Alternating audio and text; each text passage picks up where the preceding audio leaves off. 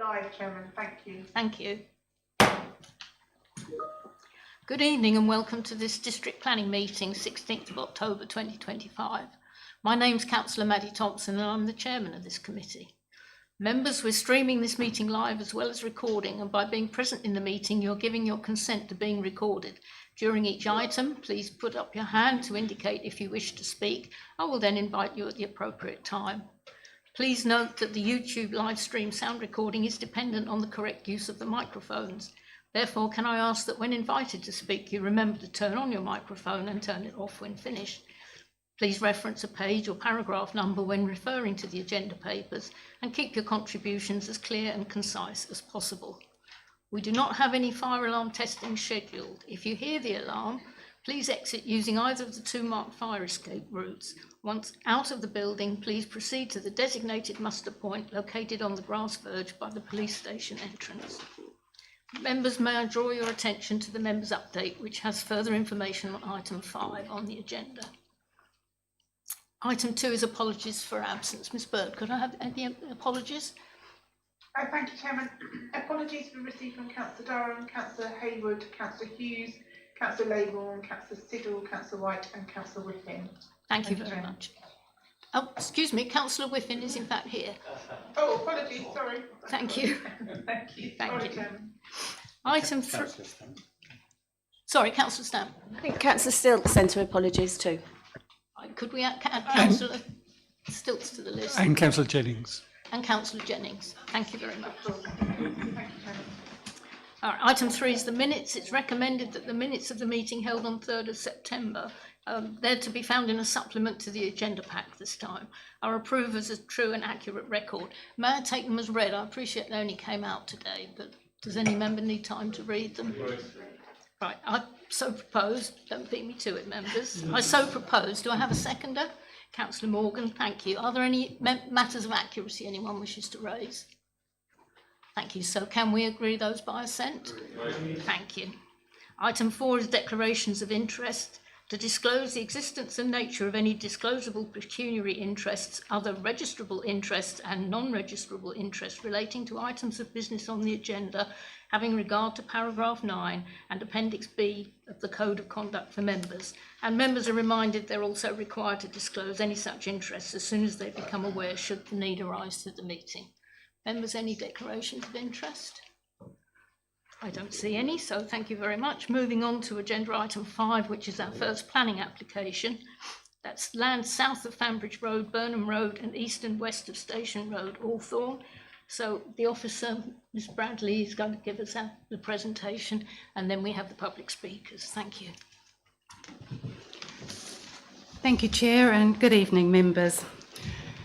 This is a planning application for up to 550 dwellings, including affordable housing, up to 1,000 square metres of commercial space, an early years facility, education provision, and a 16-hectare district park, 3.3 hectare local park, allotment access enhancements, and associated development. A members' update was circulated yesterday, so hopefully you've had the opportunity to read that. But also as a verbal update, since that update was circulated, we have had 5 additional letters of representation objecting to the application. Now, the reasons for objecting are similar to those already summarised in the committee report.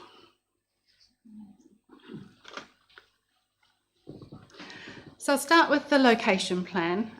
We've got the railway in the southwestern corner of the site down here, and the railway line which runs along the southern boundary of the site. Station Road runs north to south, and then we have Burnham Road, or the B1010, running along to the north of the application site here. There aren't any residential properties within the site itself, but there are a number immediately adjacent to the site, and that's including dwellings on Station Road and also along Burnham Road, primarily indicated by the black marks that you can see on the location plan. I've included the existing site plan here because it's quite helpful in terms of showing the sloping nature of the site. the land slopes downwards from Burnham Road. So just trying to figure out the best way of using the mouse so that I can indicate. It does slope downwards from Burnham Road with quite steep gradient towards the middle of the site, and then a lesser slope down towards the railway line here. And as I say, it's that steepest part of the land here that I'll come on to shortly. In terms of proposed land uses, we've got a proposed early years centre in the top part of the site in this location. Down here is the land that would be set aside for the primary school. Up here in the northern part of the site, just off Burnham Road, we've got the mixed use commercial and residential land, and the rest of the parcels would be set aside for residential use. The steepest part of the land that I mentioned before, so this land here, that would be the land that would be utilised for the proposed district park. Could I actually ask if you could highlight where that is in response to the actual B1010 and then coming around the bend to the Burnham Bends? I think it's really important that we understand the exact location of what you're talking about, and even I'm struggling to see it from here. If you don't mind, thank you. Thank you. Unhelpfully, I haven't included anything better than this. I'm sorry, Councillor Stamp. As you come along Burnham Road here, that's where you go into the Burnham Bends. So not far from when we come about here, that's where they commence.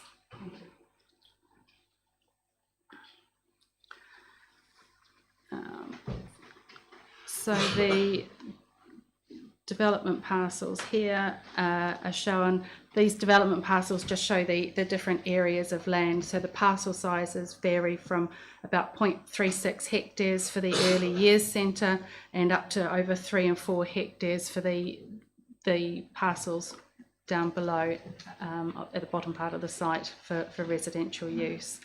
There is, again, you can't see it terribly well here. This is shown as a sort of red dot on or red rectangle on the plan, and that's actually a proposed pumping station with the associated cordon sanitaire around it.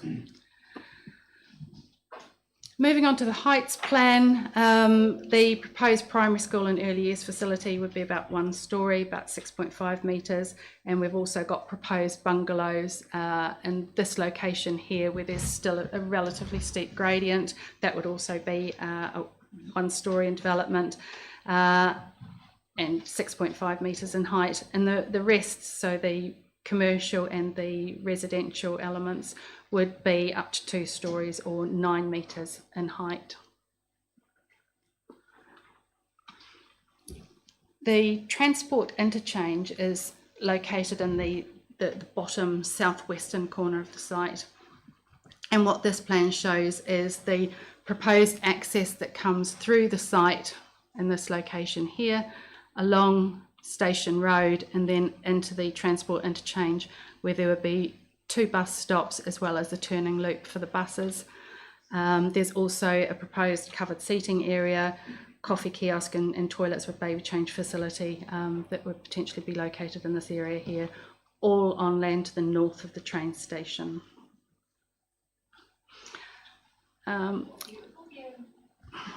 Just going through the photos here. So this is land in the bottom or southwestern part of the site, looking across the site.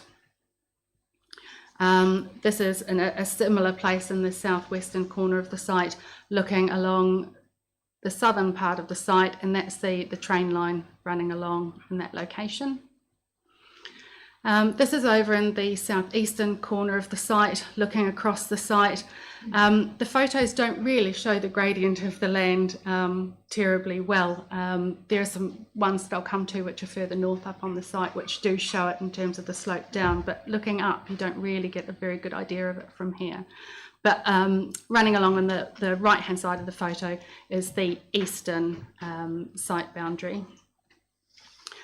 This one here does show, I think, the gradient of the site a little bit better, in that it increases from the south to the north towards Burnham Road. And the site has been described in the Landscape and Visual Impact Assessment as having a distinctive valley side landform, and this does pick it up quite nicely here. The Landscape and Visual Impact Assessment highlights that the local landscape context is of high value and should be considered as a valued landscape as described in the National Planning Policy Framework. So just carrying on up the site here, this is on the eastern boundary again, looking to the west across the site. And this is travelling further up the eastern boundary of the site, looking back in a southwestern direction. Again, the photos you can't really see down here into the valley terribly well, but it was a stunning day to be out on site, as you can tell from the photos. Again, this is just further up on the site, looking down across the valley here. And this is again on the eastern boundary of the site, looking north. So this is towards the rear of some of the properties on Burnham Road that you can see along here.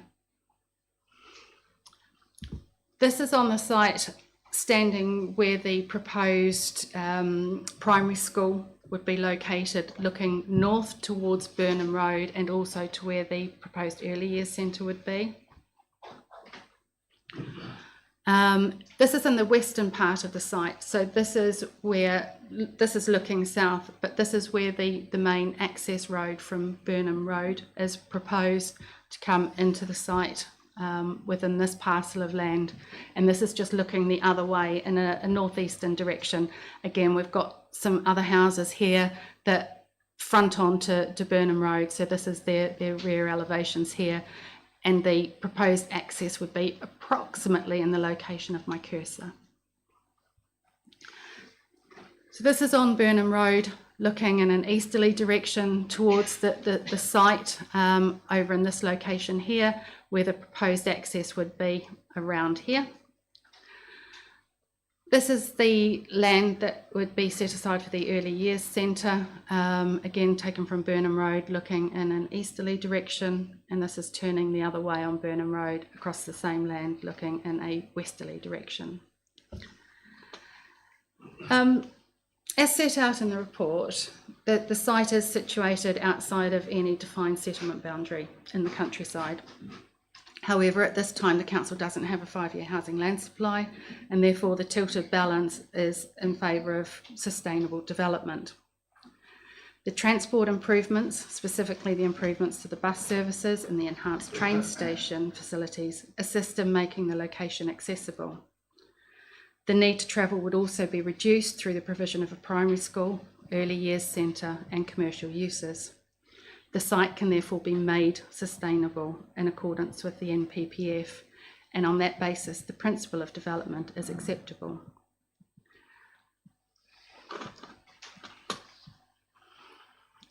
Turning to the planning balance though, there are many benefits that are associated with the development. It would result in the provision of 550 homes, 40% which would be affordable. As I've said, there are numerous transport enhancements, including work to the train station and transport interchange and bus services. There are also off-site highway improvements at the B1010, B1012 junction, and it's supported by the local highways authority, as those junction improvements would provide in excess of the capacity for the development, but there would also be an improvement with an area where there is historic safety issues with the junction.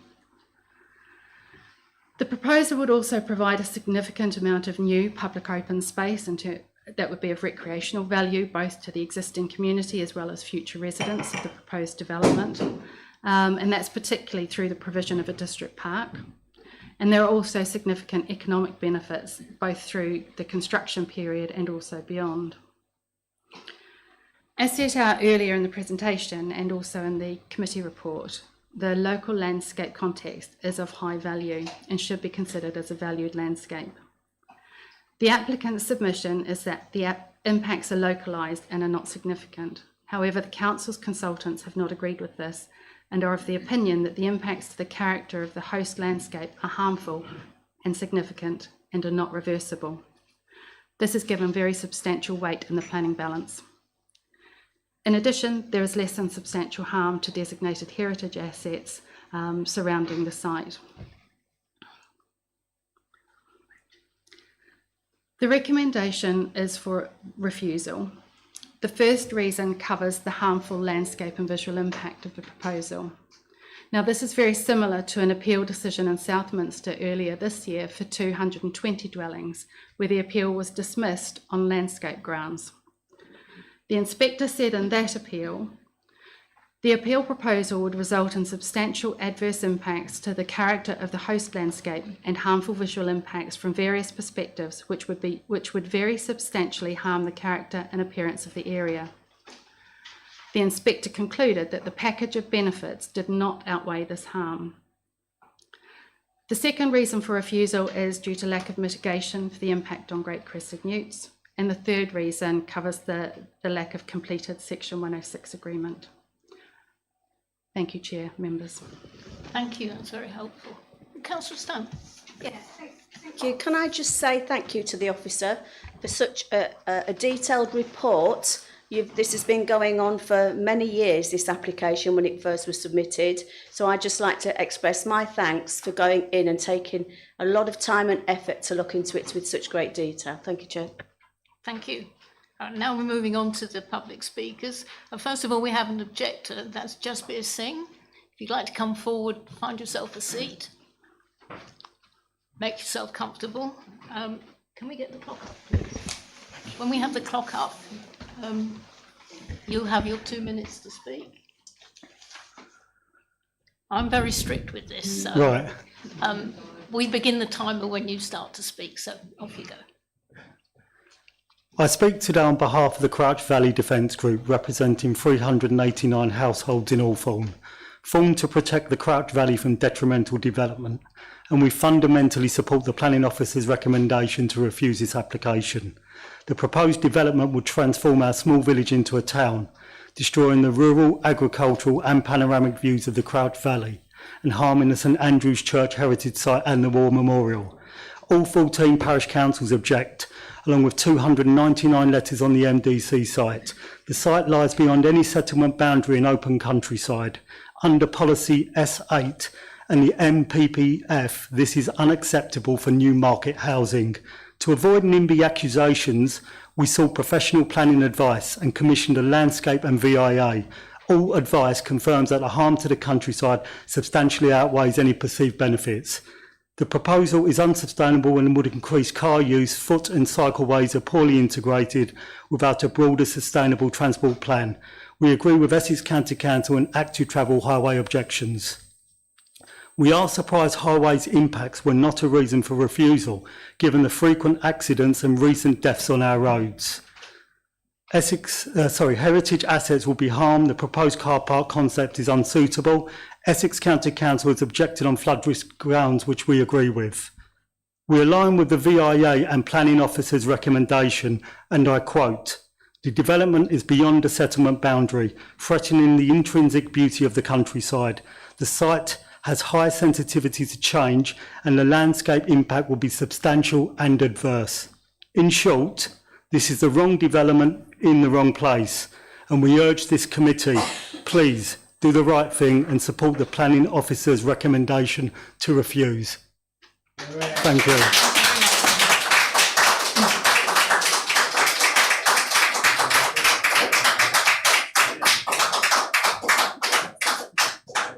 Thank you, everyone.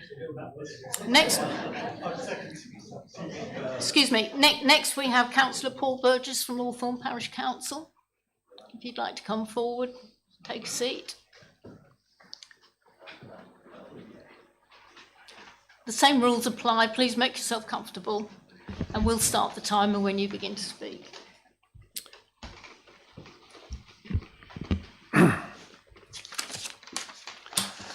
Given the Council's lack of a 5-year land bank, the National Planning Policy Framework guidance prevails. It seeks to ensure that development is sympathetic to local character and history. including the built environment and landscape to which it should contribute, enhancing the intrinsic character and beauty of the countryside. Its presumption is in favour of sustainable development, unless any adverse impacts of doing so would significantly and demonstrably outweigh the benefits. The 78-page analysis has taken 2.5 years.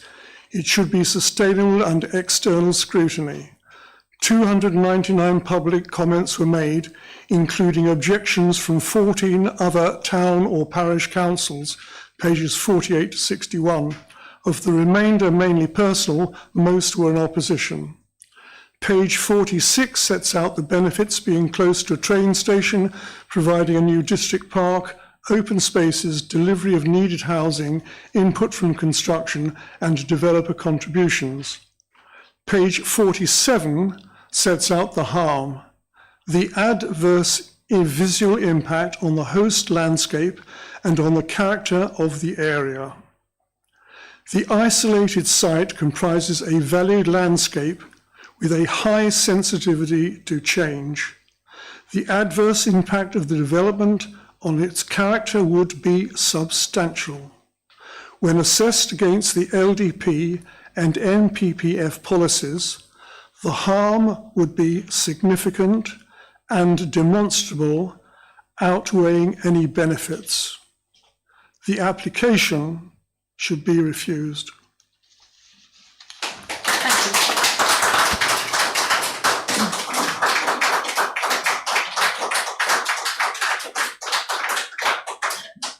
And we have the agent, Bethan Haynes, if you'd care to come forward. Same rules for you too. Please make yourself comfortable. Thank We'll you. start the timer when you begin. Thanks. Good evening. My name is Bethan Haynes and I'm the agent for the application. Thank you for the opportunity to speak this evening. Your decision this evening is one of balance, in which the multiple benefits of this scheme, which have been outlined by the officer, are to be weighed against a single identified harm. National policy says that single harm can only justify refusal if it significantly and demonstrably outweighs the benefits. In doing so, the NPPF tells us to consider: is development in a sustainable location? Does it make effective use of land? Is it well designed? And does it provide affordable homes? Our scheme ticks those boxes and provides a number of many agreed benefits. New homes, including much needed affordable housing, commercial space for a new store, a new primary school and nursery, a district park, and numerous transport improvements across bus, rail and road, which are all agreed with the relevant bodies. The officer's report has said the site can be made sustainable and the principle of development is accepted. The site is a suitable site for allocation in the next local plan. There are no objections from any statutory consultees. Indeed, some are outright supportive.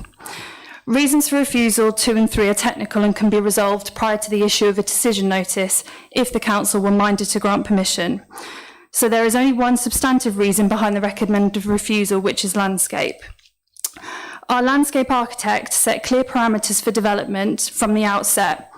This includes extensive open space throughout, which is mentioned in the officer's report, development being limited to 1 to 2 stories, and keeping the valley side completely open and free of development. This has also meant reducing the number of homes to less than 1/3 of that originally estimated by the council itself in the HELA.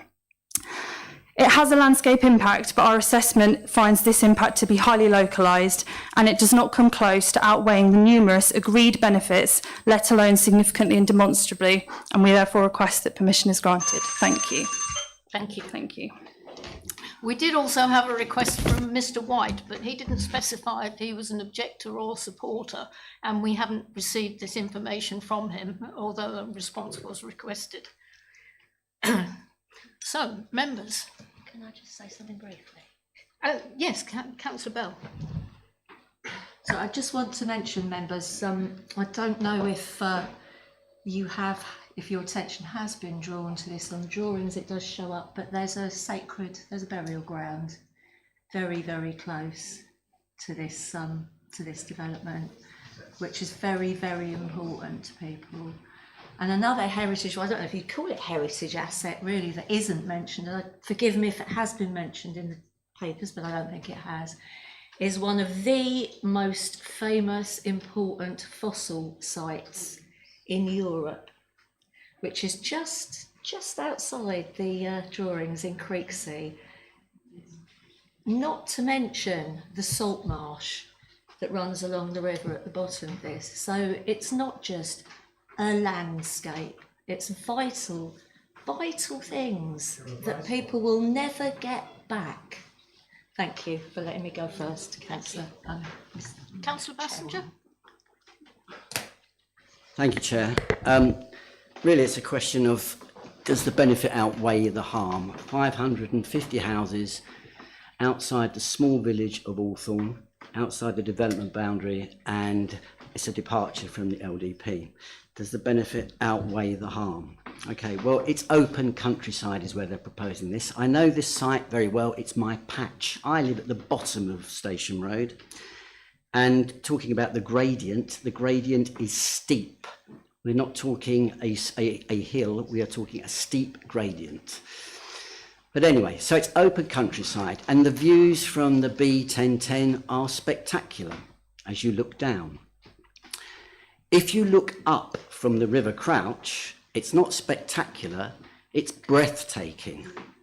You can walk from the top of Creeksea Hill all the way to Fambridge, and you can see the Crouch Valley, the hills, the vineyards, the church.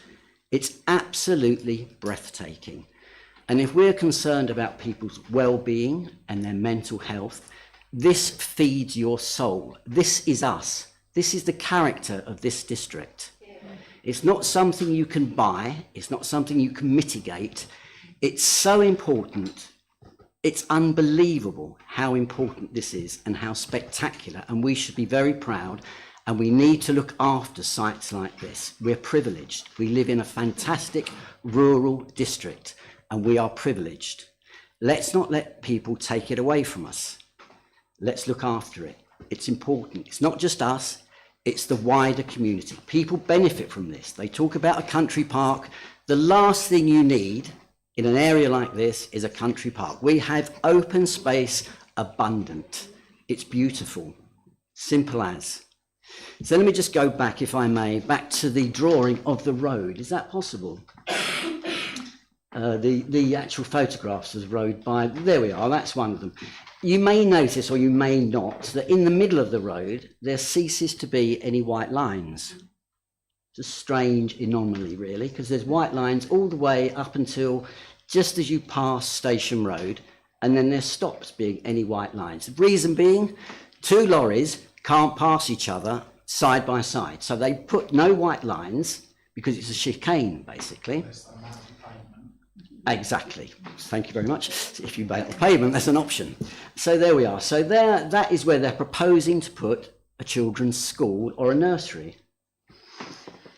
Very peculiar. The B1010, as we know, is not just accident prone. There are fatalities on that road. We had 2 only the other week. This road, it's a bit like old school gold mining, where they used to get water at the top and then it would flood down and they would funnel it in smaller and smaller pipes. And at the end, it comes out like a jet of water which you can move earth. The B1010 goes down to Southwood and Ferrers. It's a major artery. All the traffic that starts at the top gets funneled down smaller and smaller and smaller, and it comes to the junction at Southwood and Ferrers, where it doesn't shoot out, it dribbles to a halt practically, and there we are. We have congestion all the way back. One accident, one incident on that road, nobody gets off the Dengie. Simple as. The other aspect I'd like to go back to is this railway line that everyone's making such a thing about, and it adds to the sustainability. I get it. It's a railway line. It's a single track scenic railway line. It goes from Southminster to Wickford. And the Maldon Local Housing Needs Assessment, the LHNA, regarding commuting states that the district's strongest outward commuting links are with Chelmsford, Braintree and Colchester. And that amounts to about 46%. London only accounts for 7% of outward commuting from the Maldon district. So therefore, if you want to go to work, only 7% are going to want to go to Wickford where they can pick up the train to London. If you want to go to Chelmsford, you would have to go to Shenfield. So Chelmsford is over there and Wickford is over there. So the idea is that all the people commuting using this railway line are going to get on a train that goes over there and then picks up a train in Shenfield and then goes to Chelmsford. They are not. What they are going to do is get in their cars. It's recognised in the MPPF that we are a very high population car district, meaning we have at least 2 cars per household. So these people are not going to get on a small train. They don't. That train is always empty. It's not a huge commuter asset at all. It would let you get into Althorne perhaps, but you know, there's not a huge rush to do that because Althorne is completely unsustainable. There's not a lot there. There's no school. The school places in that area are pretty much at capacity. The doctors certainly are at capacity. There's no hospital, there's no healthcare, there are no police, there's very little street lighting, very little paving, no shops. Althorne is a tiny village. And the problem we have is that, I think it was Martin Luther King that said, "I have a dream." Well, Maldon District Council said, "We have a plan." It was the LDP. And that told us where we were going to put things and why we were going to put them there, and we would plan the infrastructure accordingly. So consequently, the LDP decided that we would be building most of our major developments around or near the 2 major settlements, Maldon and Burnham on Crouch. The problem we face is that there is no infrastructure that is planned for anywhere else. Developments like this are unplanned for. They were not known. There will never be any infrastructure for these developments because there is no plan to put it there. The NHS don't plan for anything. Highways haven't planned for anything. There is no plan. So you can mitigate it with a few quid and you can give it to the NHS and you can give it to highways and you can mitigate as much as you like. That money will not be spent on our district. There is no plan to do so. So that's where we are. Developments like this bring nothing. I feel sorry for people that buy these houses, to be honest. I really do. There's nothing for them. They come into areas like this, there's no work, they'll be ferrying their kids around. I feel sorry. And I think we have a duty of care. So what I would like to do is I would like to propose that we refuse this application as per the officer's recommendation. Councillor Stamp, is that you seconding? I second it. Okay, so that's the officer's recommendation we now have on the table. Our Councillor Nick Spenceley. Yeah, I agree this is a very good report, and I think there are points relevant to other planning applications, past and future.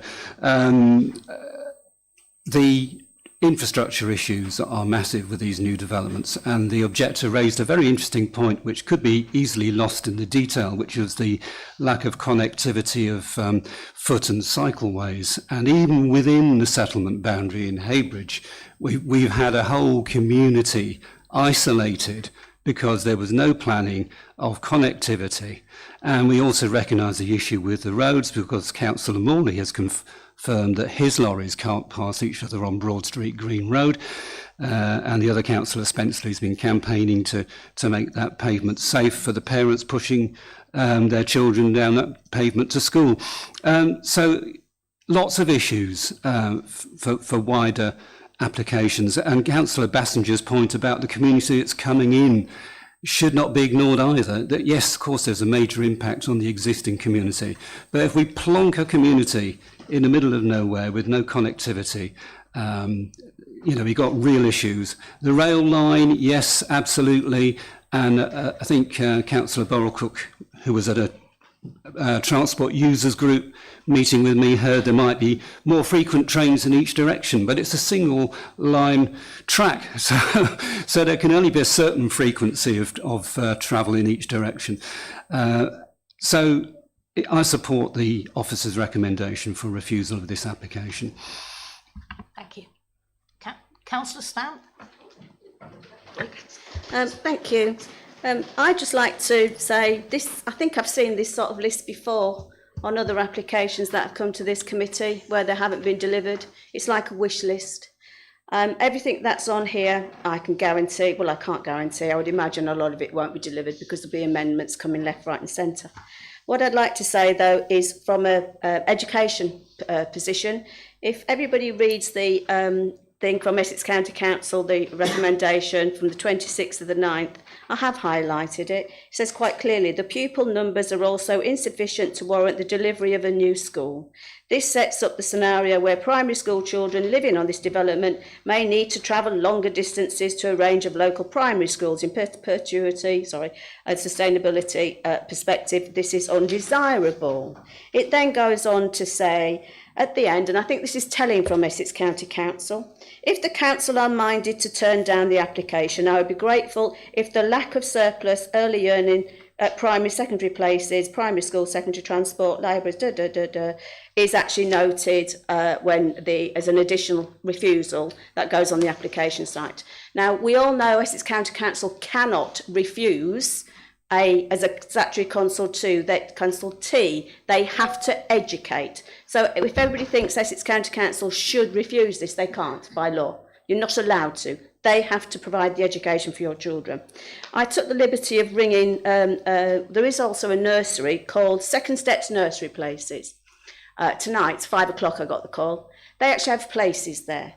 So if anybody thinks, the developer, the applicant, whoever, thinks that Essex County Council is going to build an early learning years centre when there's already places available in a small village as Althorne, they won't. We've got no early learning centre places in Burnham on Crouch. I still can't get a new nursery. I've been trying for years. People hear me bang on so much about education. They won't build it. So it's another wish list that won't come to fruition as far as I'm concerned. I've been actually asked to mention the mitigation from the highways point of view, because that caused a lot of hassle. I had to write to actually basically say the residents were accusing Essex County Council of underhand things, because originally they wrote 3 times and they weren't going to approve the recommendation. Sadly, on the 3rd one, they did, because they mitigated a roundabout on land at the bottom of Kipps Hill in North Fambridge that they don't own. It says in the officer's report they don't own it. I have looked into this. I won't say the person's name who already wrote to me and said there's no way they want to sell that land because they don't agree with what Essex County Council want to do at that junction. So I think the only alternative, and I'm quite happy to be corrected, Mr Johnson, you normally do if I get something wrong, I think there could be something like a Grampian agreement. That's the only way Essex could actually do and develop that. But that is really unkind to the people who live out in Burnham, Southminster, who travel that route as well. So we're now going to get hit after the bends. The bends is 60, right? We're on about 60. They're talking about reducing the speed limit to 30. I've been trying to do this on this stretch of road for 5 years and Councillor Pratt before me. But yet a development can come forward, oh, I'm going to reduce that speed limit. Do you know, no wonder residents get really cross with authorities, because any developer can come along and they can promise what they want and it gets changed, when hard-working councillors and communities cannot get that done. So I actually don't agree. I know it's an accident black spot, we know that. But that should be done by Essex County Council anyway, and not at the cost of having this development that is outside the settlement boundary. It is, do you know something, when you come back into our countryside and you work in London, when we first moved out here, Chair, you could feel yourself go, oh, when you drove along the Crouch, because it's beautiful, it's relaxing from the hubble and bubble of London. If you're going to allow, or this authority is going to allow development across there, you are ruining why everybody comes and visits. Our economy will suffer, our pubs will suffer, our walks will suffer. And to me, what they're trying to do is put a country park in somewhere we don't need to mitigate the unnecessary housing in this area. We've got other places, we've all said Burnham, I'm going to get shot from my residents, but Burnham is a sustainable place more than Althorne. And if this does win an appeal, that's why I thank the officer. It's a very brave when the people, the developers, and we've seen it happen, it'll go to appeal. So we've got to be very strong with our reasons to refuse it, and it will be criminal if we do not keep that view. Councillor Bassinger spoke brilliantly about that view and why we've got it. So we must protect it. So I've got loads of other things, but other people want to talk, and I've said my bit. Thank you very much.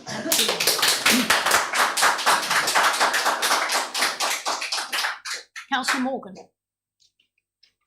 Thank you, Chair. I just really want to join in congratulating the officer on her report, and I just regret that same officer wasn't available to do the report on the Church Road development in Wickham Bishops. Thank you.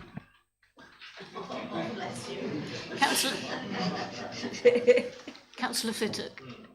Thank you, Chair, and thank you, Ms Bradley, for the report. I mean, obviously, it's a very difficult thing to do. I think I'm really probably, as much as anything, thinking forward, as well as the application and the reasons for refusal.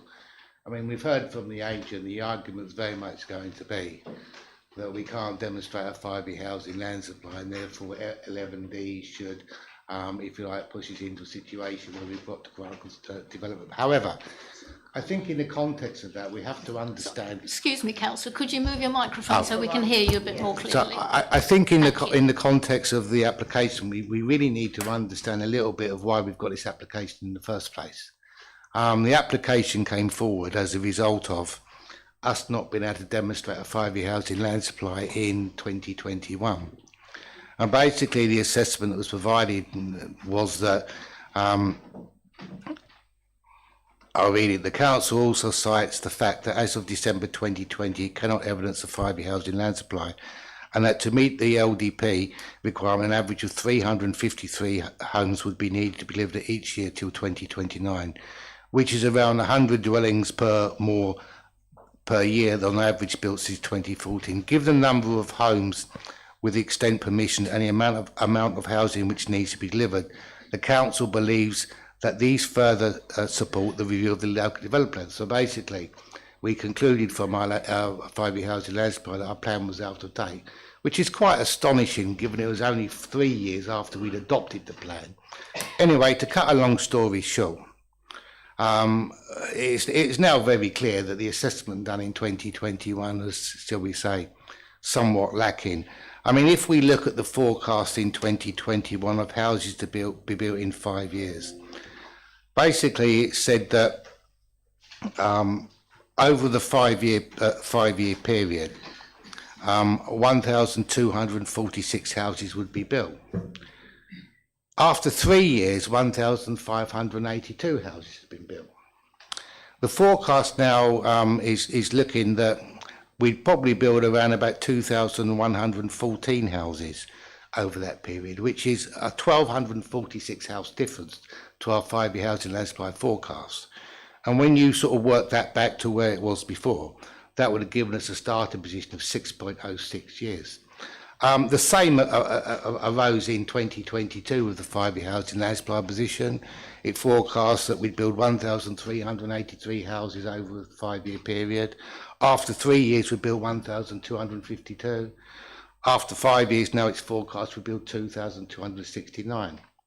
As a benchmark, I mean, in 2022, Latching Parish Council challenged the council in an application that was presented. And Latching Parish Council forecast that over a 5-year period from 2022, 2,269 houses were built, and the actual, which is pretty much the same as what we're now forecasting. So the point I'm making is that throughout the report, it states that we've got a 5-year housing land supply position of 2.7. Well, actually, that 2.7 was last year's 5-year housing land supply position, and the council as yet hasn't updated its 5-year housing land supply this year. And part of the reason for that is because there has been a challenge by members on whether or not the officers are looking at the position as having to have certainty of delivery over a 5-year period, or using the St Maldwin's test, having a reasonable prospect. I mean, I'll be honest, I've looked at it, and obviously I'm not professional, so my word doesn't get taken for anything. But given the fact that I was probably about 14 to 15 houses out of my original assessment in 2022, I'd say our position is about 4.12 years. It's certainly not 2.7. So I would really recommend that we come to some conclusion on the 2.7 as to where it really should be before we go to termination. But one thing I will say is it isn't 2.7. Moving forward, a lot has been said about making the area sustainable, and a lot gets said about they're going to provide a primary school. Well, actually, they're not going to provide a primary school because that decision sits with Essex County Council. And Essex County Council have said the following.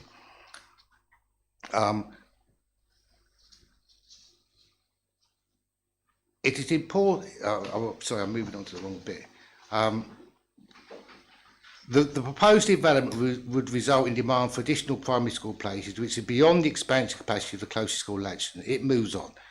In time, further housing development may come forward in the area, bringing additional pupil demand. However, in advance of such development and the consequential lack of certainty over the most appropriate location for new school capacity in the area, it is not possible for ECC to commit to a particular infrastructure strategy investment. So they haven't said they're going to build it. All the developer is doing is will allocate land. Now, it might not be the right location. They then move on, and I find this most concerning. As a link point in correspondence with the applicant and the local planning authority, a suggestion has risen relating to the number of planning applications in the pipeline presently, all of which may bring financial contributions to support additional school places, a new school. For the avoidance of doubt, Essex County Council cannot build a business case for a project based upon possible contributions. Maldon have been encouraged by the applicant to consider the sustainability of the proposal by reference to other housing development planned in the area and the cumulative mitigation requirements which they consider necessary. Well, I'm sorry, but my understanding is that development is actually decided by a planning consultation called the LDP, and that officers actually determine applications based upon their individual merits. But it seems to me that the conclusion has been reached that given the fact that we're in till, over a passage of time, the development could be deemed sustainable because it would trigger the requirement for local school places. That might well be the case, but that's not been decided. And it certainly shouldn't be given any kind of weight to a planning application, which obviously you haven't done in this case. Actis Travel have basically concluded the same thing. The weight afforded to education provision in the MPPF clearly signals that accessibility educational infrastructure is a priority. Indeed, trips associated with primary education are a key contributor to local travel demand, particularly during peak hours, so they held a holding place. Now, regardless of whether a school gets built there or somebody else, the development isn't large enough to warrant a school on its own. So somebody or from somewhere else, people will have to go to that school to make it happen. So whichever way we're doing it, by building that location, we're either going to move children from another location into that school, or we're going to move children out of that school into another school. So in terms of sustainability and the potential sustainability, I would personally say that officers somewhat jumping the gun, because that is a fundamental principle of sustainability as far as active travel are concerned, and many other people. So we sort of move on to planning rates. Now, I would agree it's that I find it very difficult to understand how we've concluded that a country park would be given substantial rate. Now, I have cross-referenced it to other applications and how inspectors view things, but I think it has to be taken into context of what it is. It is in the middle of nowhere. Now, I really don't believe that people are going to jump on the train from Burnham to go there, or jump on the train from South Woodham or Wickford to go there, because they've already got their own country parks. And so in the applications, we're going to build a relatively small car park for those people that might want to drive. Well, you can't walk there because you're not going to want to go across that main road. You're probably not going to get on a train to go there from a location where you've got all those facilities. I'm not entirely sure who would benefit other than the people that live. So I would personally regard that as being overweighted. I hear a lot about affordable housing, our backlog of affordable housing. But I've yet to see any real evidence that we've got a backlog of affordable housing. In fact, every time I look at the numbers that we've got as a district, we're doing extremely well. I mean, if I look back to 2015, we had somewhat 1,230 people on the housing register. I've got exact numbers. 1,294 people on the housing register, 340 with reasonable need.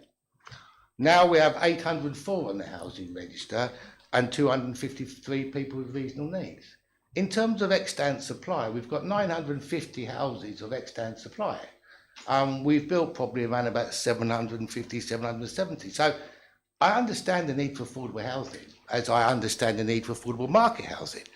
But I think that we're using this almost as a tool to give way to developments. And I mean, I might be wrong. Other members might disagree with me, but the numbers don't equal, if you like, the challenges that say that we've got when you actually look at the cold light of day. So in terms of the weight, I mean, obviously there's weight, significant weight to the contribution to the 5-year housing land supply. I wouldn't disagree with that. The health and environmental benefits of open space, well, you know, there'll be that wherever you build, you know, so significant weight perhaps. The point is, when we determine an application, yes, the local development plan is to some degree out of date, but I think we have to understand why it's out of date. It's not out of date because we haven't met our spatial growth requirements. We are 2% above our LDP requirements in terms of meeting our housing targets. The reason we've got an out-of-date plan is simply and utterly because we've messed up the review process. We found the plan out of date for no reason, and we embarked upon a review that we didn't need to embark upon. There was nothing wrong with the policies, nothing wrong with the actual development plan itself, and we've ended up in a situation that really should befit those authorities that haven't met their housing targets. So I think we need to use this as an asset in any appeals that come forward and say, look, it isn't our policies that's failed, it isn't our policy as 2.8 that's failed, it's us. Thank you, Chair. Thank you. Councillor Paula Spenceley. Thank you, Chair. So I agree with a lot of the points already made, particularly about the review of the land supply. But I wanted to just draw some attention to something which I think is really disappointing from the NHS. And looking at page 69 and knowing the fight we've had over St Peter's, and also coming from Heybridge, where it was actually, you know, same as Southminster, a medical centre was promised as part of a massive strategic development that now a big question mark actually hangs over. And, you know, here we haven't even got a proposal for a medical centre as such, but we've got this. And again, what I'm surprised about is, you know, we've heard so many times as members that when we're planning, when we're creating a local development plan, you know, authorities don't want us to pepper pot. They don't want us to use these little stations, these little villages along the rail line, because it's unsustainable to provide the facilities and the infrastructure that we need. But with the NHS, here we have, and I thought this was absolutely incredible, using the accepted standards set out below the table. The capital required to create additional floor space to support the population arising from the proposed development is calculated to be £272,900. Now, could somebody tell me where we're going to get the doctors from? Because they know very well that actually that's not going to create any kind of centre, £272,000. But on top of that, with the connections or the lack of connectivity, how will we get the doctors? How will we actually support primary care services there? It's too small a development in a sense, and it's in an area which is unsustainable. And this leads me to something else which is really critical, which I have had the misfortune in the last couple of weeks of having had with a close family member several visits to A&E at Broomfield with somebody who was seriously ill. And here's the catch. If the primary care isn't okay, accident and emergency will be overloaded even further than it is now. If I told you that I'd stood in triage queues for over an hour and watched 2 people collapse to the floor before they'd even seen a nurse, and that the staff there were talking about how they cannot cope because the primary care isn't there, the houses are being built. And then the NHS give us a comment like this, as though it can be magically fixed with £272,000. What an absolute joke. The NHS really needs to start backing up what they tell us separately, that we shouldn't be pepper potting, that we shouldn't be having, you know, building in unsustainable locations these kinds of numbers of houses which won't bring forward any infrastructure to support it at all. It's a complete and utter nonsense. But I agree with all the other comments made as well. It's not worth going over that ground. Thank you.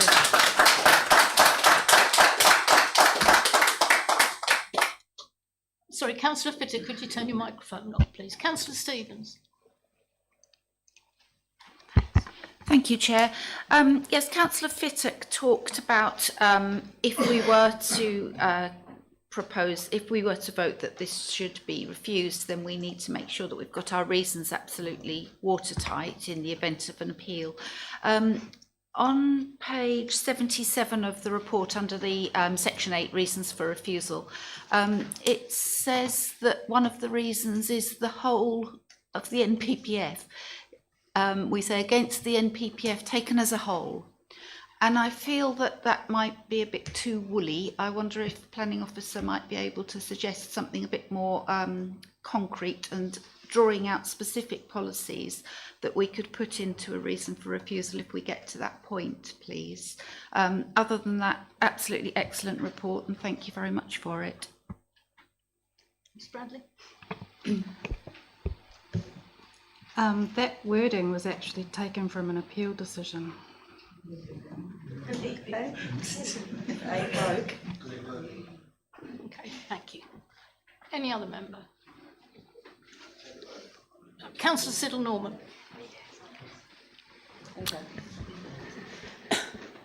As usual, I'm going to be frivolous.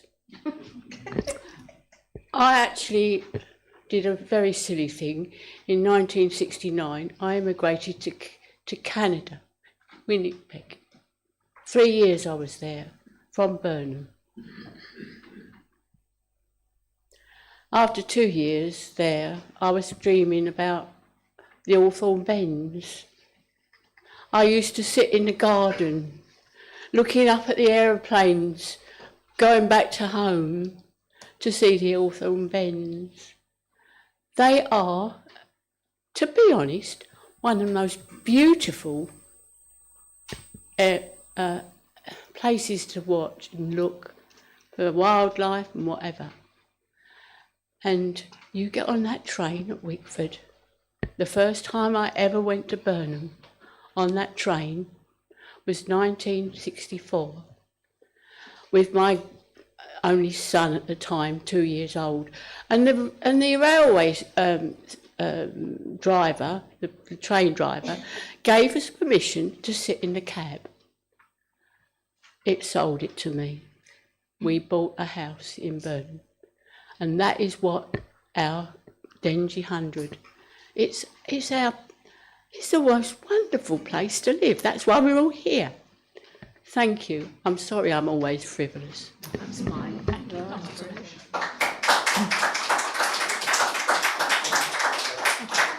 Councillor Neal. I'm going to apologise. I'm playing devil's advocate this evening because I think it's actually quite. Reading the room, it looks like we're going to be following the officer's recommendations. As we've said before, I think the second and the third recommendations, that would get mitigated at some point as part of the process. We've put a lot of emphasis on the first reason, obviously the intrinsic character of the, and it's written from a planning appeal. I think you said it was Southminster one, but you also said in your statement about that was refused because the benefits didn't outweigh the harms.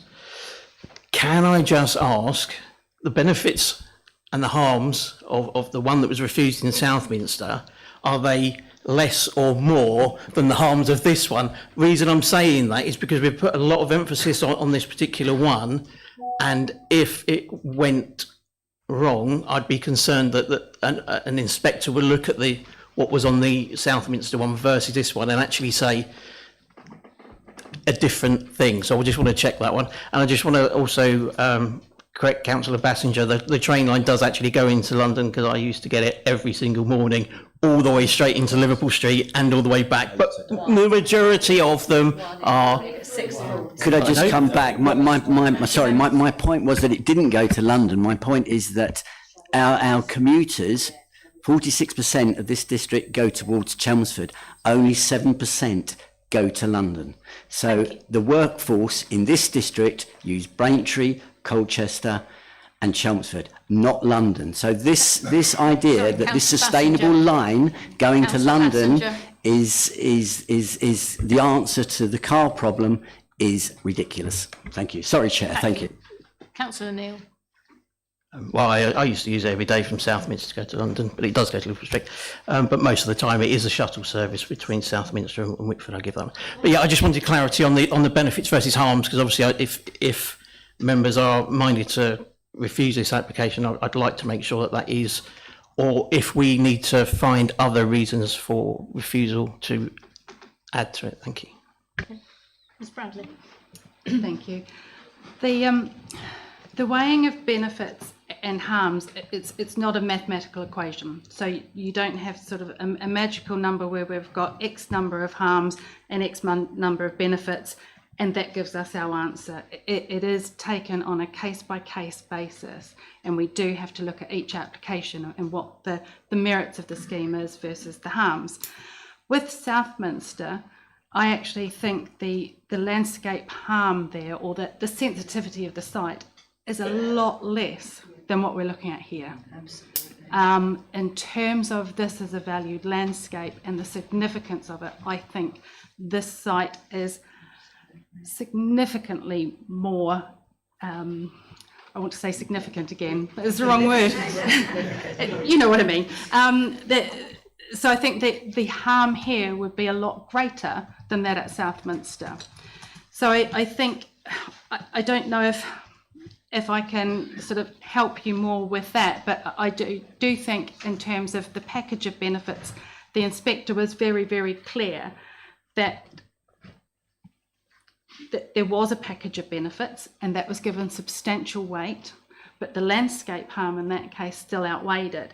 And in that case, in Southminster, it wasn't a valued landscape in terms of the MPPF, whereas this site is. So that gives it that extra level of protection in terms of the MPPF that the Southminster scheme had. So I think that's where I would come from, and that reason for refusal, that I think it is as solid a reason for refusal as we can use at the moment. I saw another hand for a second.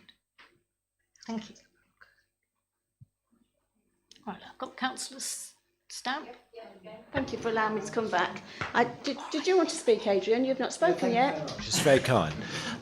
Yeah, well, I just wanted to pick up on a couple of things. I mean, the Southminster one, I gave evidence at the appeal, as I like to, and the applicant, Taylor Wimpey Homes, actually changed the percentage of affordable housing, which shifted the tilted balance.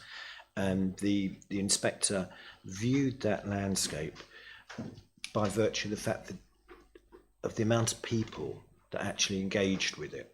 So there were several footpaths in the location, there was the road, so it was completely open and obvious. I'm really just saying that because I think it's important to know.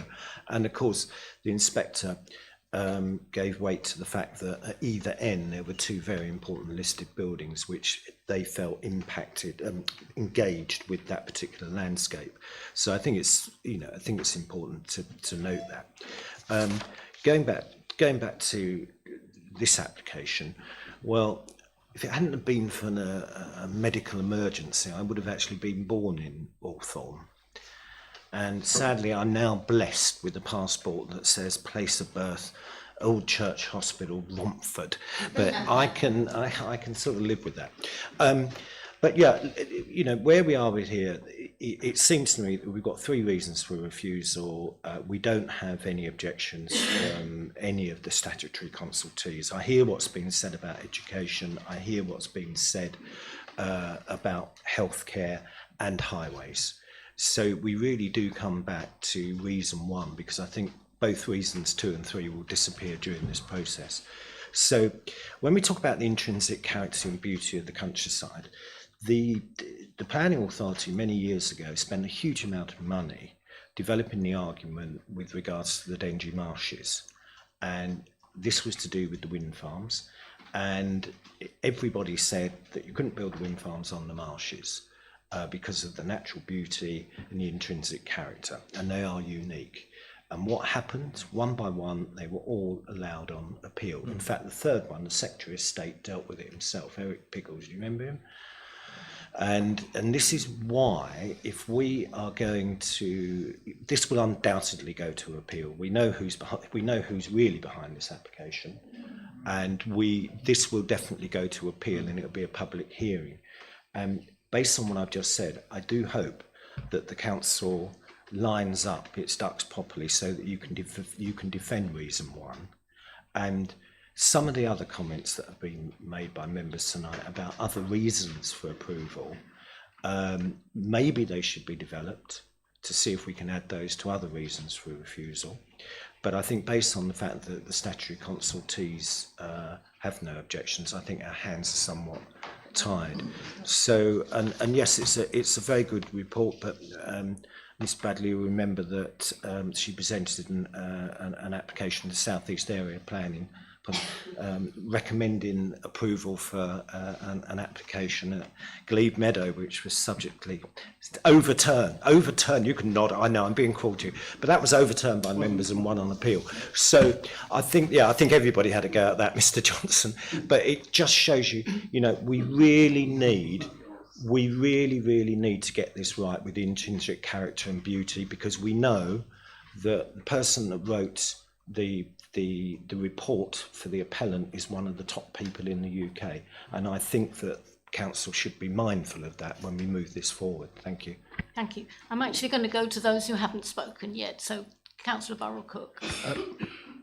Thank you, Chair, and again, thank you for the report and recommendations. One thing to do with the ecology and the ecology of the area that I think is not being talked about in this report is the fact that even UNESCO now are looking at protecting the North Atlantic flyway, which runs down through to Wallasey and beyond for migratory birds, and that is going through UNESCO planning at the moment. And although it's going to take some time, developments will intrinsically damage the salt marsh, and that will affect wading birds and species that are specific to this area and should be protected, no matter whether they be on the Crouch, the Roach, the Blackwater estuaries. They need to be protected, and that isn't covered enough in this report as well. Thank you. Thank you. Councillor Stamp and then Councillor Fittock, and then I think, reading the room, we really should go to the vote. Yeah, can I have clarity? Because I keep hearing that no statutory consultees have opposed it. I've got place services, and I didn't write down the ones who did. They're not statutory consultees, so we can't turn around and say about them. Well, I stand corrected, but that's fine. So there are nobody, Miss Bradley. I still want to come back, Chair. Okay. Sorry, the report does outline the consultees. I'm just going back to it. Active Travel England was one of the consultees who still had raised an objection to this, but I think in terms of strict objections to, I think from memory they were the only ones. I'm just having a look. Sport England had been mitigated in terms of their objection. The reasons they raised had been mitigated through contributions and legal agreements from the applicant. So I think the last outstanding one was Active Travel England. It was mitigated by using the existing country park down the bottom and their hut, because I was surprised that Sport England did actually just agree to that. I just want to ask the questions about significant weight. It says on page 46, economic benefits during the construction phase and ongoing economic benefits, and you've put each carrying significant weight. That really concerns me, because once the development has been built, there won't be any shops built there. Whether it doesn't matter what they say they're going to build, it's not sustainable. The post office closed down, lack of business, and as Councillor Fittock and I have very many robust arguments about how we have our shopping delivered. People are not going to go to a corner shop for a pint of milk 'cause it's too expensive. They'll have it online, or they'll go to Sainsbury's, or they'll go to Asda's. So I'm just worried about that. And the big one that I'm concerned about, and that hasn't been mentioned, and we did mention this at county the other day, is the A132, which is the Retterton South Woodham Road coming out to the Dengie. I don't know who's driven along that recently, but my head, it's my little car roof, because it is so bouncy that it has now actually going to be rushed through, and the speed limit is going to be reduced again because it's in such a bad state of road. Now, if we're going to have all these great big 8-wheeler or whatever wheeler tipper trucks and lorries, that is going to come through there again all the way, because it will come that way. It won't come any other way. It'll come from Retterton all the way through. And you've got to take into consideration, I don't care what highways say, to be quite honest with you, that road is dangerous and you cannot get people passing there. So, you know, I just think we have to be so careful, and it would be really good if we could put something in there, even if they chuck it out, to be quite honest with you, because that size of a development, think how many construction lorries are going to be coming along that road. Yeah, we've already had 2 fatalities two weeks ago. It's just not right. And we need to be, as an authority, stand up to planning inspectors and developers who want to take advantage of the situation we're in. Councillor Fittock. Sorry, Mr Johnson, do you want to come back? Sorry, Mr Johnson. Yeah, so I just wanted some clarification. Just some clarification from Councillor Stamper. Is there a suggestion for further reasons for refusal? I'm not quite sure, or is that just a statement? Through you, Chair, and through Mr Johnson, I think you'll turn around and say it can't go on there. I'm happy to put something on and it get taken off, to be honest with you, because we've had this before where we actually, our planning team turned around and took it off when they negotiate. Members feel quite passionately about some of these things. Okay, you turn around, it's not a planning reason or whatever, and you negotiate it before it goes to an appeal, like Councillor Fluker says. We don't always want it taken off. We want to be able to have our say. I'm more than happy to speak against this. Councillor Fittock, Councillor Bassinger will speak against this if and when it goes to appeal. They need to understand the reality. And I'm going to go back to the carbuncle, the Burnham Walters thing. I wasn't allowed to speak. I would have said what's happened. Now look at that site. Look at what's happened there. And I don't think it's fair that another site, another beautiful village in the Dengie could suffer the same fate as what we are having at the moment. And if you can think of anything and we can debate it, I'm more than happy and grateful if you can, because we do need to make sure this is refused. It's not in the right place, it's in the wrong place.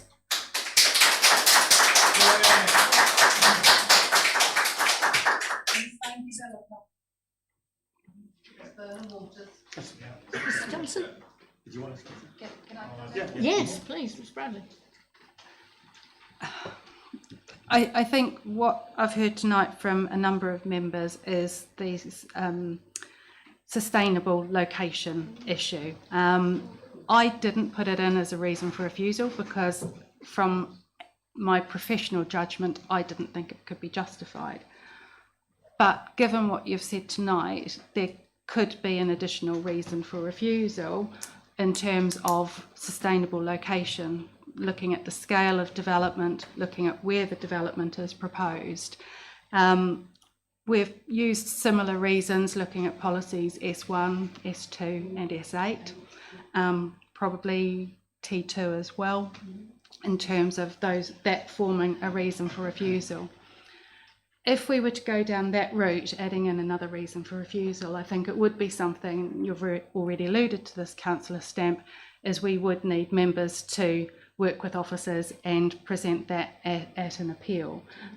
So I think we would need a member to nominate themselves or be nominated to do that. But I think there could be a reason for refusal around the location, given the scale of development, if that's what members would like. Can I ask a question finally? Is it classed as sustainable because of all the goodies or the mitigation that is accompanying it? Because if those goodies don't accompany it, it is not sustainable. So where do we stand on that? That is a bit of a difficult one because the MPPF was changed to include that a site must be sustainable or made sustainable. And that's what this application, in my opinion, has done, is through the goodies that you talk about, the planning benefits, the obligations, what's being proposed would then make this sustainable. They won't materialise. So, sorry, members. Is this an amendment members support? Yes. I'm quite happy to put my neck on the line. I'm more than happy. Okay. So, are you nominating yourself to? Yeah, and Councillor Fittock and Councillor Bassinger. And Councillor. I accept. I didn't ask them though. Okay, I'll take that as agreement by assent for that extra reason for refusal. I'll second that. Put me as second. If you know, following committee, if officers draft a reason for refusal and circulate it to the chair and Councillor Stamp. Thank you. But we mustn't jump. And Councillor Fittock and If it's Councillor- reviewed. Councillor Fittock and Bassinger. Okay, But now- we mustn't yes. jump the gun. We have not actually reached a conclusion here. No, I just wanted to be quite clear on the members who are supporting this, because we have been through proposals like this more recently with members. So there are some members here, I mean, Councillor Fittock and Councillor Fluker, for example, are familiar with the processes that we've been through post the committee. Just to say that we'd have the surety of that process. Thank you. Okay, thank you. Councillor Fittock, briefly, please, if you would, as it's your I second will go. be brief, Chair. Thank you very much for letting me come back. I was actually going to suggest that we should include S2 and potentially S2, T2, in as much as I think that in the ECC report, it basically says the following. If council were minded to turn down the application, I'd be grateful if the lack of surplus EY and C primary and secondary places, primary and secondary school transport and libraries in the area accommodate our proposed as noted as a reason for refusal. Now I know that we've got policy I1 that technically covers infrastructure, but so does S2, and I'm wondering whether we need to specifically state, given that Active England as well as Essex County Council have expressed concerns about the sustainability, have a separate, if you like, reason for refusal on that basis. Ms. Bradley? I wonder if we could tie that in to the sustainability reason for refusal, because I think, as you say, policy S1 and S2 do cover it generally, but I think with a little bit of time, I could probably work on a reason for refusal that, you know, specifically refers to that lack of infrastructure as part of the reason. So I don't think we would make it solely on that reason. It would be the sort of, we could do it on the more general sustainability side of things, but also then specifically refer to that lack of infrastructure. Mr. Johnson? Yeah. I mean, I agree with that approach. The only caution I would say is that normally when we get to a position of preparing a report with the reasons for refusal, we have robust evidence behind it. Sometimes reasons for refusal which develop out of a committee may not have that necessary relevant evidence taking that forward. So it's just a word of caution. That's the process that would go through further. We have again had that experience recently, for example, Glebe Meadow, where when we exercised those reasons for refusal, we realised that they were wanting. So I just wanted to put that caution to members in terms of taking these additional reasons for refusal forward. They may well be sufficient, you know, when we go through that process, but again, as we've had recent experience where we've sat down with a barrister and we've gone through how we can defend these things, this is where sometimes we may find we may not have this evidence. So there will be a further process in how we develop that. So it's just my word of caution. Thank you, Chair. Thank you. Right, I've got Councillor Stevens, then Councillor Burrell-Cook again, and then I really think we should go to the vote. So Councillor Stevens. Thank you, Chair. Quick question. Is Natural England a statutory consultee, please? Yes. Can I come back then? Yes. Because at the foot of page 64, we have Natural England's comments, which at the top of page 65 conclude with Natural England currently objects to the proposal. Please reconsult Natural England once this information has been obtained. And that relates back to what their reasons are for objection. I don't think that that's been addressed. Thank you. Ms Bradley? That objection was solely based around the SANG provision within the site, because they wanted more details in terms of what should be provided. In the report, I addressed that by saying, because this is an outline application, that could be something that would be sought through a reserved matters application when we're looking at the specific layout of it. So that was, I think, a matter of detail rather than a matter of principle. Thank you. And Councillor Burrell-Cook. Thank you, Chair, and apologies. It was just a very quick point on infrastructure and sustainability in terms of Anglian Water's comments on page 62, but Mailensea Water Recycling Centre, which does not have capacity to treat the flows from the development site. So there is no, the foul sewage isn't there as well in terms of infrastructure. Thank you. So, members, we have on the table the officer recommendation to refuse, together with the additional reason for refusal as outlined and agreed by assent already. So can I have those in favour, please show? I better count. 1, 2, 3, 4, 5, 6, 7, 8, 9, 10, 11, 12, 13, 14, 15, 16, 17, 18, 19. Anyone against? No one against. Any abstentions? 2 abstentions. Thank you very much. That application is refused in line with the officer's recommendation and the reasons for refusal as discussed. So if they'd like to leave, please do. Please don't feel you have to stay out of politeness reasons.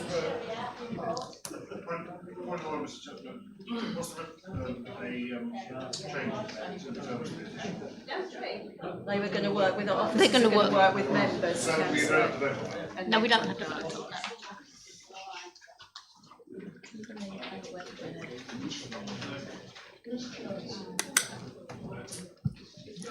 Come on, folks. If you're going, please go.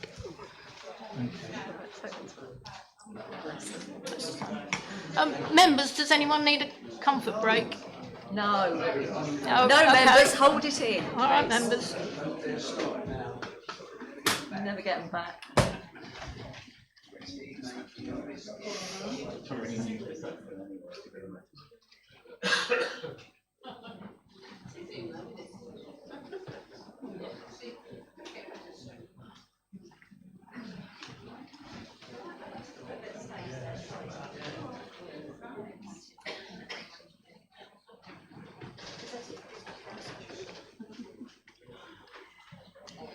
I'll speak to you at the end.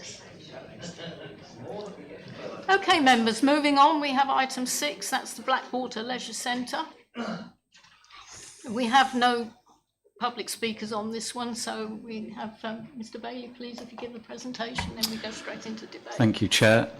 Yes, we have an application for internal alterations and new glazed openings to the south elevation, serving a proposed fitness suite, installation of photovoltaic panels to the southern, eastern and western roof slopes of the main building at the Blackwater Leisure Centre. Probably needs little introduction in terms of where it is. Obviously, it's on the eastern side of Park Drive to the southern end of Promenade Park. With the aerial photo for info, and just to zoom around the site quickly, this is the view of the main building from Park Drive and the junction with Morosa Drive. Approaching from the south, the main building to the front, and the fitness suite building to the rear. This is the view from the car park towards the area of the, my mouse has disappeared. The area proposed for the installation of new glazing to the fitness suite within. And from the same vantage point, looking across to the front building with the swimming pool and main entrance building, upon which solar panels are to be installed to the solid sections of steel seam roof sections of the building, the pyramid roof. Elevationally, there is very little change in terms of appearance here. Obviously, the only area affected is to the rear of the car park here, where a series of glazed openings are created to provide views in and out of the fitness suite. This is the view to the west, which shows where the location of the photovoltaic panels on the roof. These would be quite similar to those installed at the splash park. They are actually, the photovoltaic panels were proposed to be installed under permitted development rights in any case. However, in discussion with the applicant at the time of submission, it was suggested that for complete transparency, it would be useful for members to see that in situ. This is a close-up of the fenestration proposed to the rear block. Just flipping back to the photograph there. Officers consider that given its location and sensitive design, this is an appropriate alteration to the overall complex, and obviously because of its setback from the public highway and distance from any residential properties, there would be no impact in amenity terms. Just quickly on the roof plan, this shows where, again, three sides of the pyramidal roof are to have photovoltaic panels installed to them. The north side is fairly redundant in terms of energy generation. So yeah, moving on quickly then, the alterations are very minor in nature and sympathetic in design. The glazed openings at ground floor facing the car park are positioned so as not to result in any harmful impact on the appearance or amenity. In addition, the photovoltaic panels would result in addition of renewable energy that would comprise a sustainable form of development and assist in achieving local and national objectives of increasing use of low carbon technologies. Officers recommend that planning permission be granted subject to the conditions within the report. Thank you, Chair. Thank you. Members, Councillor Fluker, you got in first. Yeah, I can remember when this building was built. I'm sure all of you can. It was quite an iconic building when it was built. Putting aside the arguments for and against renewable energy, in some ways it's a shame to cover the roof, which is so iconic, in solar panels. But if it's permitted development, it's permitted development, and that's the end of it. Can we? Gosh, I've seen some ugly things in this chamber over the years, but can we just put up the proposed elevation? I mean, goodness gracious! Do you know, I've been in the fenestration business. Do you know what that is? I've been in the fenestration and building business a long time, and I think that's pretty ghastly. I mean, this is all to do. This is all to do, I presume, with bringing light into the building.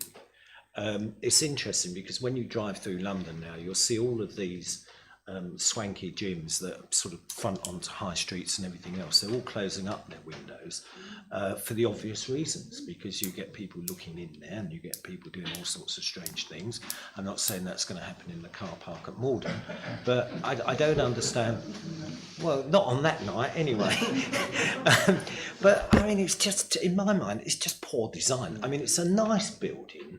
Yeah, the whole idea of having that box structure on the side was to give it a more of a commercial feel, because at the time that was going to be a bit of a commercial hub down there. I mean, why not glaze the whole side in the same way as the building on the left is almost glazed, and the way the roof section fits together. I really do think it's poor design. I don't like the way the fenestrations are laid out. If it's just to produce light into the gymnasium area, it can be at a higher level or the whole lot. But I think from a design point of view, as I said, Chairman, one of the ugliest things I've seen in here. Yeah, Mr. Bailey. Just to add that in terms of the design and the appropriateness of it, there was reference, I believe, in the applicant submissions to the sort of the proportions of the openings in comparison to the front building. As you can see, they're relatively similar in dimensions, and the width of all of the panels you can see here as well. But just to respond to that point, it's all a very subjective matter, but given the location of the openings to the rear of the site and the sort of functional, more functional nature, shall I say, of that rear block, officers consider that the design is acceptable. Thank you. I know this is totally subjective, but I mean, if one looks at the front door, it's not so clear on there, but it is on the proposed elevation. You can see that that's a complete glazed screen. And to me, that would be more in keeping. And we can discuss the subjective nature of design all evening, and I would like to go home, but it's certainly not something I support on planning grounds, because we've been told it's only on planning grounds. Thank you. I just say how pleased I am that the old Maldonians Badminton Club have actually got somewhere to go to in Tiptree. Councillor Bell. Design is indeed subjective, members. I looked at this and I thought, I've never seen such an ugly building in my life. It's absolutely horrible. And I know in relation to another sports centre in the district, we had a conversation that went along the lines of you can't polish a particular type of item. And I actually think this fenestration might not be the most imaginative fenestration I've ever seen, but it actually improves a flat, ugly brick wall. So, members, I propose that we approve the recommendation in line with officers. Yeah. Okay, thank you. So we have the officer's recommendation on the table, proposed by Councillor Bell, seconded by Councillor Pratt. Any other members? I'm not sure whose hand went up first, so I'm going to learn ladies first. Councillor Stevens, followed by Councillor Driver, followed by Councillor Stout. Thank you very much. I didn't know I was a lady. But I'm Emma Thompson. It doesn't say, I don't think, in the report or not in the officer's presentation, whether this glazing is what I call frosted glass. I expect there's a proper fenestration term for that. To pick up on Councillor Fluker's point, is it frosted glass or is it clear glass, please? Thank you. Or one way, because if it's one way. I believe it's transparent, because as Councillor Fluker mentioned, I believe there is a trend to create these sort of views in and out of the gym space. Transparent, clear glass. And I come back on that then, because that feels wrong for exactly the reason that Councillor Fluker's just said. If I was in the gym, I wouldn't like the idea that somebody's sitting in the car staring at me. I think that's a cause for concern. Thank you. Thank you. Councillor Driver. Yes, I think I need to declare an interest in that. My wife and I use this probably 5 or 6 times a week. So we are familiar with it. So there are 2 elements to this. One is firstly the solar panels. It seems to me entirely reasonable that we put solar panels on the roof. I've put 16 solar panels on my roof, and I at the time was fearful that they would be an eyesore. To be honest, within a week I didn't see them. They just blur, they disappear, and I think that actually you wouldn't see them after a short time, and they would provide an important provider of energy for the centre. So I'm all in favour of that. In terms of the what was the sports hall now to be gym, I think it would be helpful to have some glass there. I think it would just make the environment a better one. Most people in gyms, it's nice to be able to look out actually. and therefore actually lots of gyms do that. I mean, the argument today is not about how we arrived at this point, and some of us might have some issues about how we got to this point, but we are where we are, and so I think this is a sensible proposal, and I intend to support it. Thank you. Thank you. Councillor Stamp? Thank you. I'm glad I don't use it. I certainly wouldn't want somebody nobody wants to look at me in lycra, or even Councillor Fluker in lycra.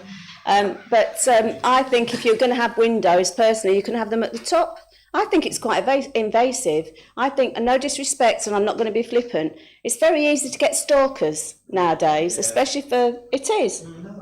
It seriously is. I was talking to somebody, another councillor, who has had a stalker and had to go through whatever process because they've been stalked. Now, it might not happen to anybody here, it could possibly, but I don't mind the panels, I think that's a brilliant idea, but I don't agree with those windows if you can see in. You only need some person, is it one-way glass or two-way glass? It could be, could we not condition it? Well, Sorry, through the chair, please. Can I just have clarity, Chairman? Can you see in and out? Because Councillor Stevens turned round and said, and I agree with her, I certainly wouldn't want somebody sitting in a car park bogging at me if I was doing my run-in or I was doing whatever I was going to be doing in there. I don't think it's good for everybody. It certainly wouldn't be good for me. Mr. Bailey, could that be conditioned? It can be potentially conditioned. However, the application before us is for two-way glass, and given the function of the building and the fact that such arrangements for gym fenestration is so commonplace now, to my mind, I feel that condition would be unreasonable. Thank you. I'm sorry, Councillor Stevens, you want to come back briefly? Please, may I? Yes. I hear what you're saying, that it's sort of quite commonplace in the private sector, but then you've got a choice of which private sector gym to go to, and if you don't want everybody watching you and you would prefer a bit of privacy, then you would choose accordingly. But this isn't a private sector gym. This is our public sector gym, where I think people should hopefully have to pay a little bit less to go to it. And I think we should be catering for everybody. I agree that it's nice to be able to see out, because, yeah, I don't like just looking at a television or a blank wall, but there are ways of achieving that. You can have it frosted part the way up or whatever. I just don't think that two-way clear glass to the floor is appropriate. Thank you. Thank you. Councillor Fittock. Thank you, Chair. I mean, the point Councillor Stevens raised about cost isn't quite actually what we heard the other day at a meeting. It seems that we're more expensive than the private sector. But what I'd say is that Councillor Fluker raised a very good point. I mean, ultimately, it's a council asset. So we've got to look at this in two elements. From a council asset perspective, I'll be happy with the design because ultimately it belongs to us. With respect to whether it should be glass or not glass, personally, I think we should leave it up to the people that run the facility. They will know their business. They will know what will put people off or what will stop people from coming. So my opinion on that is really irrelevant because it's their business. But I think on the matter of design, if we could come up with a better design, I'm not good at this. I mean, Councillor Fluker's more able to come up with a proposal than I would be. And I think if we don't like the design from a council asset perspective, that's a different matter. So I think there are two bits to this. Thank you, Chair. Thank you. Councillor Neil? Thank you. Yeah, I'm going on about the glazing again. I think you'll find that a lot of private sector gyms are actually removing and going away from see-through glass. A lot of them are putting up, you'll see it on the Pure Gym that's in Haybridge, the plastic covering that you can see out of but you can't see into, and it's actually graphic design, so it's advertising for the business, and that's going up everywhere. You can't see in it, you can see out of it, and I think that's a fundamental issue with this, that this is plain glass. It needs to be a one-way glass system.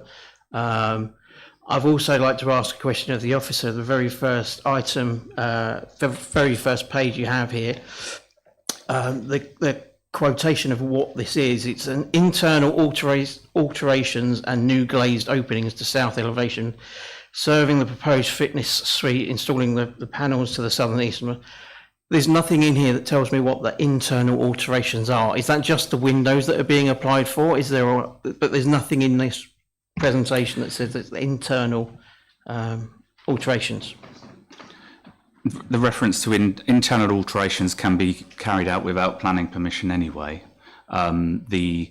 It was included in the description of development for completeness, as with the photovoltaic panels, for members to have a broader understanding of the fact that these works are associated with the refurbishment of the facility.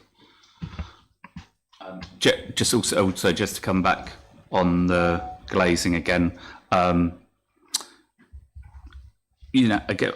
reiterate, there can be a condition if members are minded to require one for frosted glazing to those windows. I would add, though, as well, that the footpath that runs along the front of the building, the main building, the swimming pool building, where you can look directly in and out of the swimming pool to people in swimming costumes, not gym wear. So, that's also a normal, arrangement. Thank you. Councillor Bassinger. Thank you, Chair. I would just like to say that the building itself, is not very inspiring. I agree, and I think the glass panels would be a massive improvement. Also, the fact that the glass is see-through, in most gyms you'll find that is the norm, and when you are exercising, I use the gym regularly, not that gym, but a gym.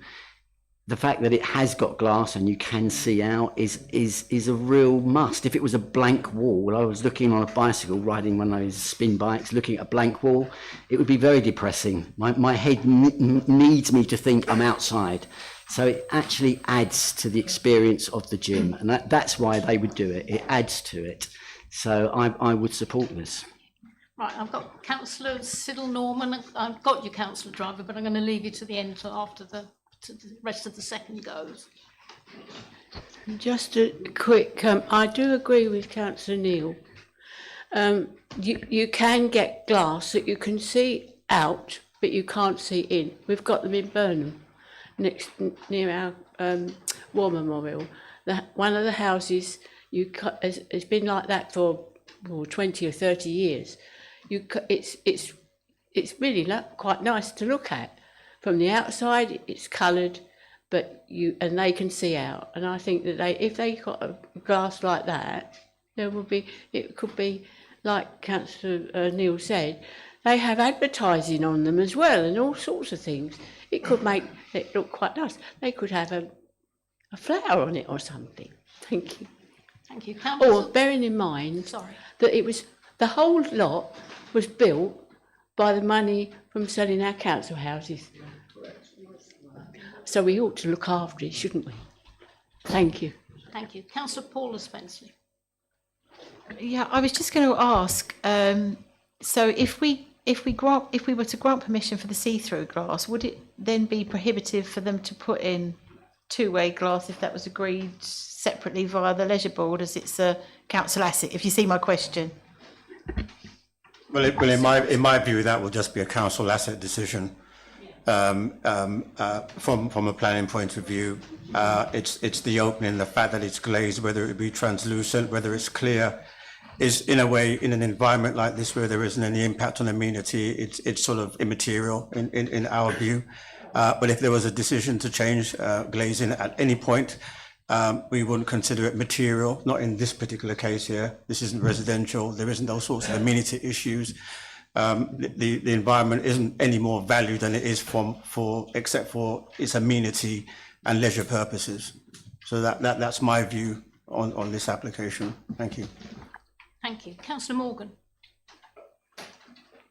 Thank you, Chair. Am I alone in just, or perhaps wouldn't say elephant, but mini hippopotamus in the room as to why we're actually in this situation, and why, when the negotiations for the contract were undergoing, somebody hadn't spotted the fact there's going to need to be a planning application for this.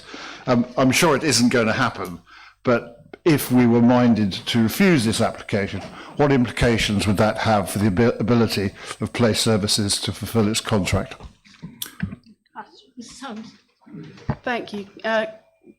the questions around the contract are not planning issues and not relevant planning objections and aren't matters for discussion in relation to this application. They can be taken outside of the room, but they wouldn't be relevant. We're looking at this decision as the planning authority purely on the planning merits rather than the contractual issues around the leisure contract. Madam Chair, I fully take the monitoring officer's point, but nevertheless, I think it's a question that I think could be aired, or that the officers may be able to give some sort of view on.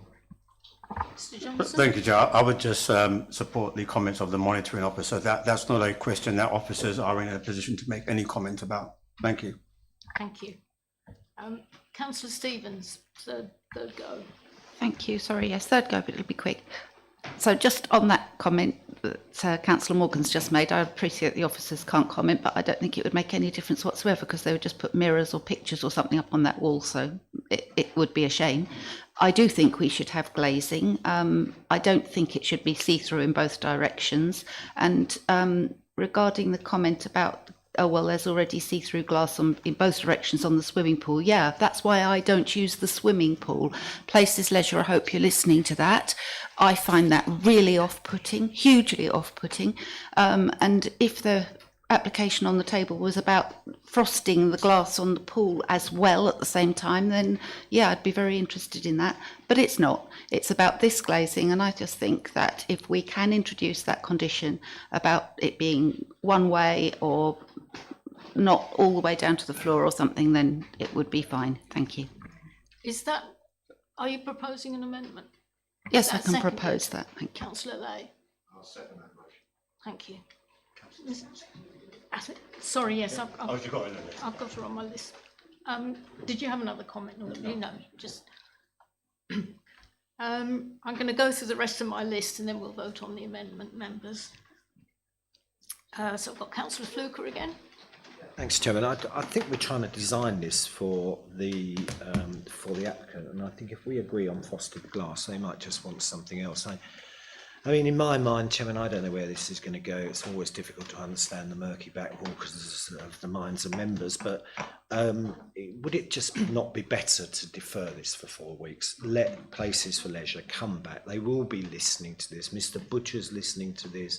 And let them come back with something, and it might just be some swirly whatever logos on the windows, but you know, they need to get on with it. And it, you know, to me that's the easiest way. Otherwise we're going to end up with clear glass or some other suggestion. And I just think that a proposal? That is a proposal. Is that seconded? Well, no, it doesn't look like it. Well, sorry, that. No, we've got. Oh, you're seconding that.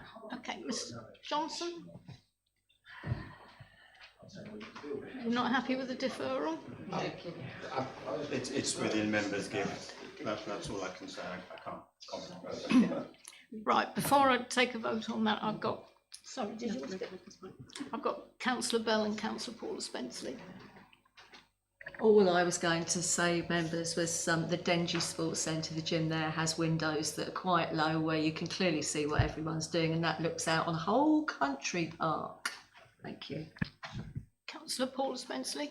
Yeah, I mean, I really get the modesty argument, and I think it's a valid one. However, I think we could perhaps discuss that further with the Leisure Board. I don't think that has to be part of this. And I also think that, you know, with regard to the swimming pool, if you're worried about the glass outside, you want to try the communal showers. I'm going to leave it there. Thank you. Okay. Any other member before we look at the deferral? Oh, Councillor Driver, sorry. Thank you, Chair. No, I was just going to make the point again about, as a gym user, it's very common to have glass, and those who are not so comfortable, there will be lots of stations.